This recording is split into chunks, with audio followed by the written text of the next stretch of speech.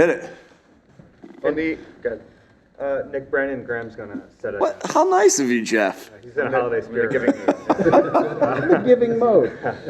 Brandon Graham's going to set a franchise mark for games played. Just what has he meant to you in your time here?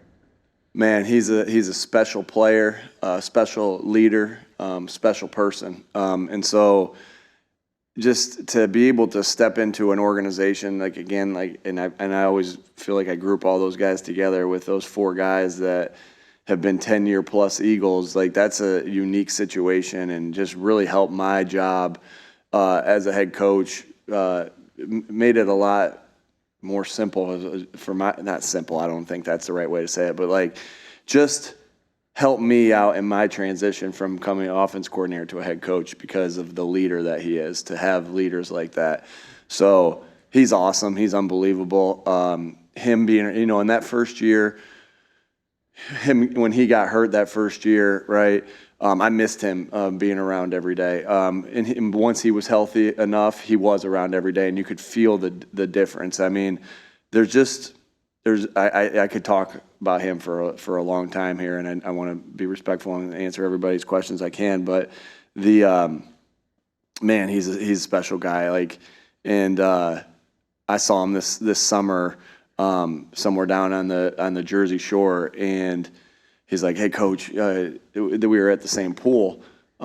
He's like, "Hey, coach, can I use that ball that you have?" And I'm like, "Yeah, no problem." So I throw him the ball. He's like, "I'm gonna play catch with my son." Next thing I know, he's playing catch with the entire pool, like 30 kids. He wanted to play catch with his son. He's playing catch with the entire pool. I mean, this is the type of guy he is, and it's mostly kids that are playing catch. But grown-ups are going by, going, "Woo, give me a shot." He's throwing it to them. Like, the guy's unbelievable, and I actually appreciate the question because it gave me a chance to brag on him. Not only a great football player, but a great person, great teammate, great leader. I mean, you name it. And I think you'd hear the same thing from every person in that locker room and every person in this building. Nick, some video got out about your actions after the game. I'm wondering if that's something that you embrace because it's you being you, or is it something that maybe when you watch it back you're like, "Oh, is that me?" And then do I need to kind of like maybe curtail some of it? Yeah, emotions run high in games, and I give it to the Kansas City fans. They were rowdy, and they had some good things to say coming in from halftime. They had some good things to say when they would score. Sometimes I don't hear fans all that often. I did in this game, and I definitely heard them at halftime.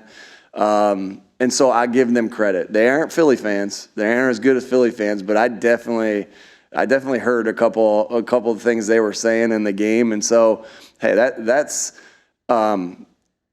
you always look at those things, but to me, I'm not gonna with everything that I am, I'm not gonna hide who I am, and I think that I talked to my buddy after the Indy game last year, because I had something like that with the Indy game last year, and he said that he was talking to another teacher because he's a teacher, and he's like, how did he say it? It was interesting how he said it. He goes, the other teacher said to my best friend, he's like, "Hey, did you see how cool it was that Nick was celebrating with the Eagles fans after the game?" And he laughed. He goes, "Nick wasn't celebrating with the Eagles fans. He was talking to the Colts fans."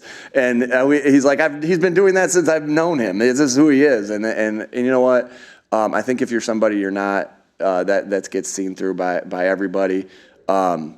And so, hey, like that was I was emotional after the game. That was a little playful back and forth with the Kansas City fans, but again, I tip my hat to them. They aren't Eagles fans. They aren't as good as Eagles fans, but they're good fans, and we heard them, and that's the way it went after the game. I like Slade's reaction too.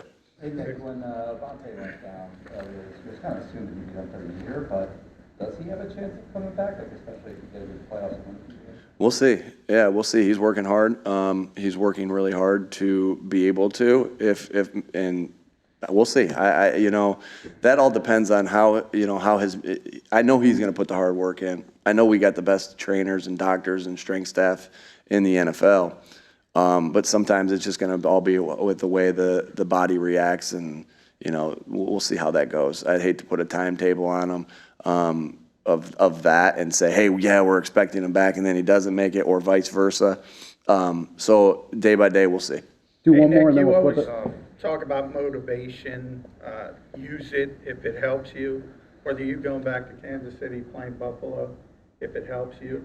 Do you ever look at it from Jeff's question, that perspective of, hey, maybe somebody will get fired up, use that as motivation? Yeah. You ever think of it that way? Yeah, I do. I do. But again, there's so many things that everybody can use for motivation. And so, if somebody, we all saw the Michael Jordan documentary, he would use he would make things up. Like, listen, anyway, I think that was said in that documentary, right? He would make things up to get motivated by. These guys in this league they're here for a reason. They know how to work. They know how to get ready for games, and so like I guess that really doesn't go through my mind, but they could use it, right? So like again, you use what motivates you the best. If it distracts you, it distracts you. Like, I'm not going into this game against Buffalo being like, I'm from Buffalo area, and the only thing I would say is, like, my friends that are rooting for Buffalo, I'd be like, that's a little crazy that you're rooting for Buffalo and not. I know you've rooted for Buffalo your entire lives, and I guess I'm kind of talking to some of my friends right now. I know you've rooted for Buffalo your entire lives. I got it, but shoot, you didn't play all these games and all these different things with Sean McDermott when you were growing up. It was me, right? So let's just reevaluate how you're thinking about this game and who you're rooting for. All right? Yeah, come on. Go ahead.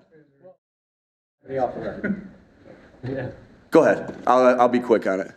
Just you were speaking earlier in the week about Brian Johnson and how people weren't talking enough about him, specific to how he's worked with Jalen this year. What is it about that you've seen that he's able to bring out in him that checks the things that we were seeing so far? Yeah, I just think he's a great communicator, great with Jalen. Him and Jalen have a great relationship, and Jalen's played really good football because Jalen's a really good football player, and he's continued to develop, but also because Brian Johnson's helped him in that, and now it's just in a different stage, a different role. I actually think that any criticism, obviously I have to hear things, right? Bob gets me, whether it's the fans in Kansas City that I overhear or Bob getting me ready for the questions that I need to answer. I just think that the criticism the criticism on Brian Johnson, I think that's silly, and I think it's kind of, I don't know. I think it's a very silly take on him that if there is any criticism on him, because I think he's doing a phenomenal job. I think our offense is doing a good job. It's all about, you can look at every stat you want, but do you score as many points and win as many games? That's all it's about, right? We average a half a point less than what we did last year, and we have the same record. So he's done a nice job.